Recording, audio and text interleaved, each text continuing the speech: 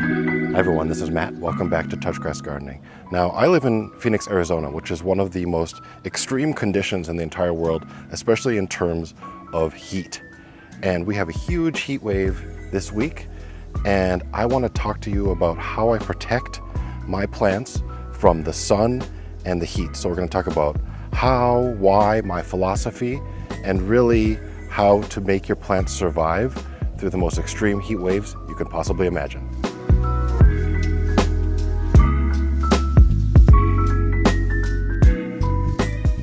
Now, the most important factor to summer success in any harsh summer climate is knowing the sun and the shade.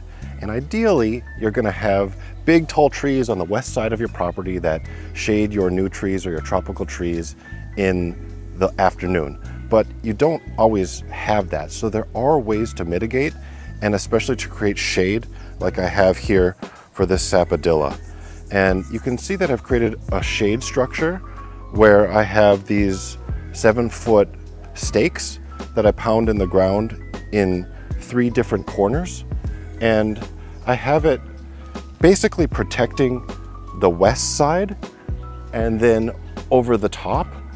And the reason that I have it this way is because I still want it to get some morning sun, but then I don't want it to get the harshest sun of the afternoon. And I also don't have like a full square of shade because you want airflow. So one of the reasons that people often kill their plants when they create shade structures is they have the shade fabric almost right on top of the plant. And that's something you really want to avoid. You want the air to be able to flow through there and still protect it from the harshest afternoon sun. So that's how I create shade for my new sapling plants. But again, if you lived in a forest and you had protection from natural trees, you wouldn't need this. And in a larger sense, you don't want to have to do this for your plants permanently, but this is a great way to get your plants through the first 2 years until they get established in the ground and have more other trees around them and can take the harsher sun in the summer. So there are multiple ways to create shade structures. Like with this starfruit that I'm protecting from the western exposure in the afternoon, I just have 2 pillars. So it's just a straight line of shade cloth. And this is getting a little bit more sun in the afternoon because it doesn't have the fabric over top. It does have some protection from this large oak tree, but I don't need to make an entire structure of a square or a triangle. I'm just creating something simple because this tree has a different microclimate than the other tree. So be adaptive and think about what is possible and what you should do in your yard.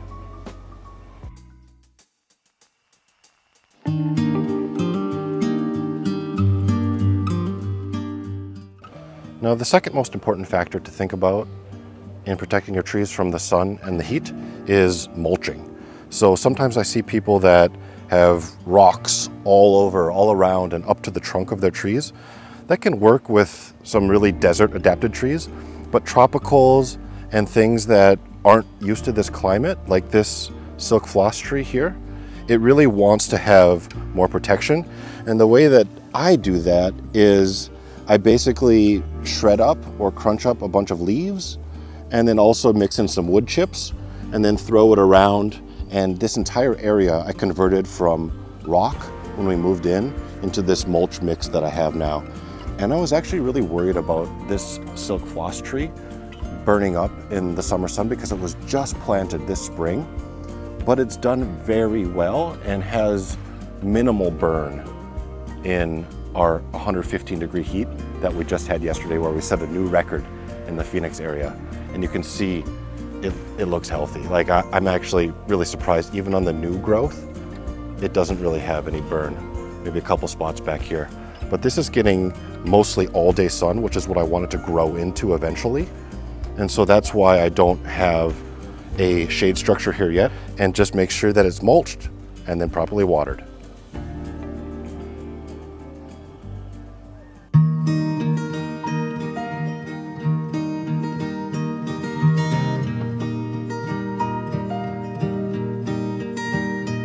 So one other great way to protect your plants from the heat and the sun is to plant densely, like we've done here with these vegetables. So we have cucumber, loofah, 3 varieties of tomatoes, and pumpkin, and a rose here.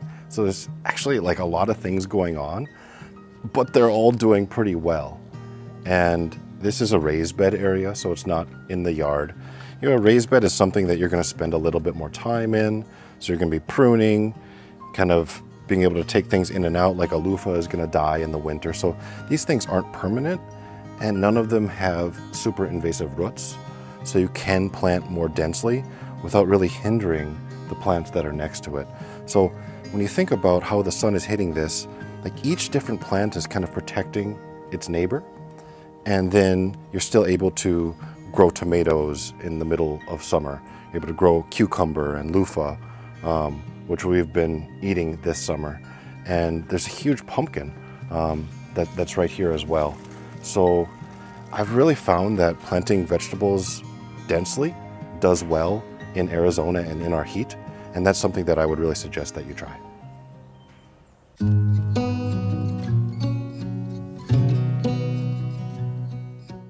So let's talk microclimate.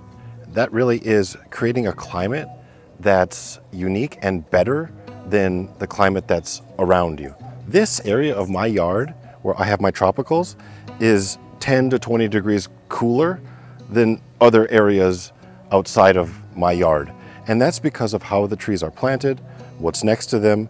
They're really cooling each other down, lifting the humidity up, and creating a better environment for tropical trees like this mango, this jackfruit, avocados, miracle fruit.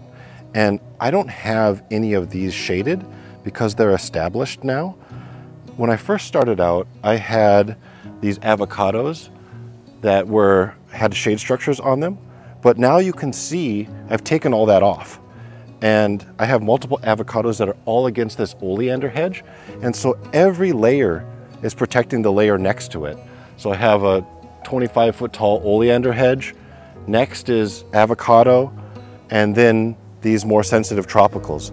And you know, this small little miracle fruit, which in theory should be getting a little bit more shade or should have a shade structure on it, it's in the ground, no shade structure, and no leaf burn. So it looks pretty good because it's in a great microclimate. And it gets that afternoon shade from the avocado, from the oleander, and it's getting more humidity from the tropical trees that are around it. So microclimate is really important, but it's not something you can create overnight. And that's how we add other things like the shade structure that we talked about to get you started before you build something like this.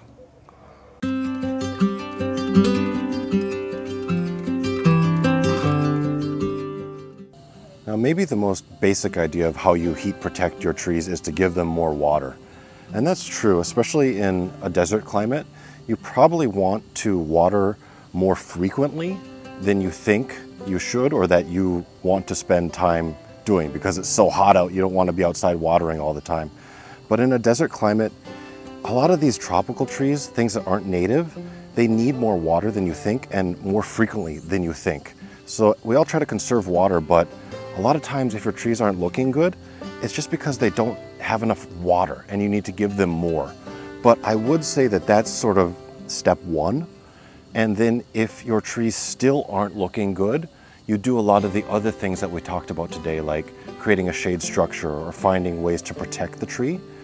But water really is, I think, the thing that you can start with and then see if that helps. But, you know, if you're in a desert, think about how dry everything is. It's not getting any moisture from the air. The only way that your plants are getting any moisture is from the ground and how much water you give it. So if you don't get enough to drink each day, you're gonna feel pretty parched, just like your trees. So give them more water frequently, and I think your trees will do a lot better than they are right now if you're having any issues.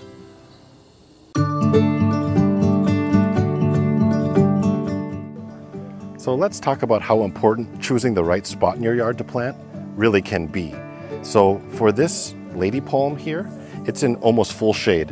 It has a little bit of sun at 6 a.m. like when we're filming today, but then for the rest of the day, it's in full shade. And that's because it's under an ash tree, it's under an oak tree, and it doesn't really want more sun than that. But next to it, right over there, I have full sun plants. which are bamboo.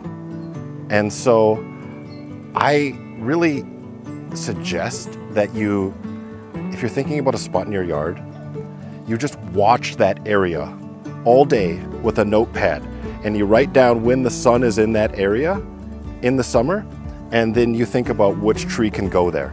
That's going to be a success, is knowing the right tree, the right plant for the area that it's planted in.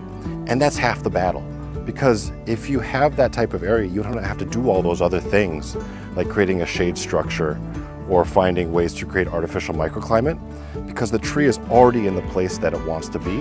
And that's really the ideal way to plant in your yard.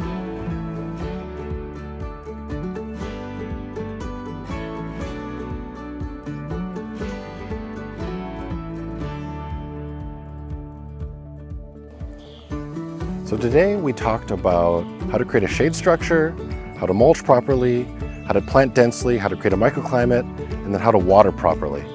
And what I really want you to take away from this video is it's not just one factor that's either going to kill your plant or make your plant successful. It's all of these things, and it's all of them together at once. I hope you enjoyed this video. If you did, please hit that like button. And if you haven't yet, please subscribe. And one thing I'd really like to have more of is comments. So whatever you thought of the video, if you liked it, what you do in where you live and how hot it gets where you live, I'd love to hear about it, and then talk more about how we can get through these awful, harsh, hot summers. So thank you, and I'll see you again next time.